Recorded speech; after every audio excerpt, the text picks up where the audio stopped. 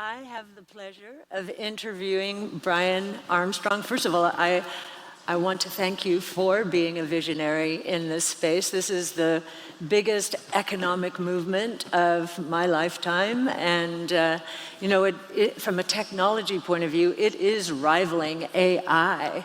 But I think the institutional world does not quite understand that this movement is as big as that one. And there will be probably convergence at some moment in time.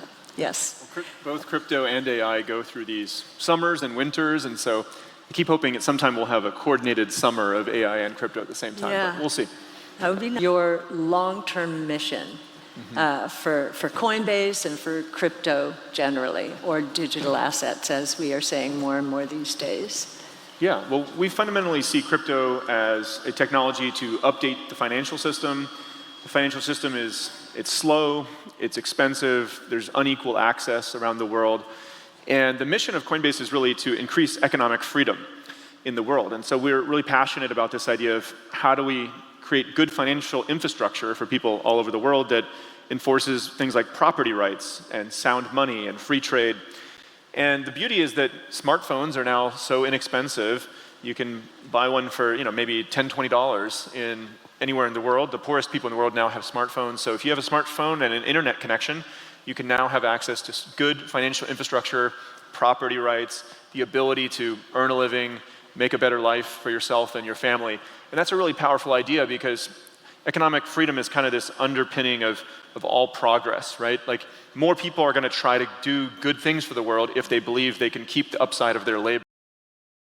And then back here in the U.S. then, individuals have been very focused on this space well before institutions, right? And have participated in the movement. Can you talk a little bit about, institutions, what you're seeing from an institutional point of view, and actually why the take-up is perhaps so slow? Well, I think you're correct that retail did jump into this space a little sooner over the last decade, but I'd say in just the last year or two, we've seen an incredible amount of institutional adoption, and I feel like institutions are fully in it at this point. Really? I mean, we released some stats in this State of Crypto report that showed 56% of the Fortune 500 executives report their company is working on something on-chain in crypto, right? And so it's the biggest companies in the world. BlackRock is helping tokenize real-world assets. JP Morgan has an on-chain project called Onyx. Google Cloud is accepting crypto payments. St. Jude's Hospital, and then fintechs like Stripe and PayPal, they're adding stablecoin support. So 56% of the Fortune 500 is doing something. I think this is really here to stay. It's already happening amongst institutions. And Coinbase can play a big role there too. Our Coinbase Prime product is the most successful in the institutional space, and we've got about a third of the top 100 hedge funds, our clients.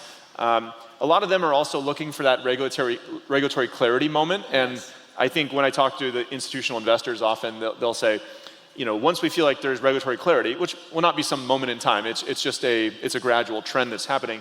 They're like, that's what would cause us to put 5-10% of our portfolio in instead of a couple of percent.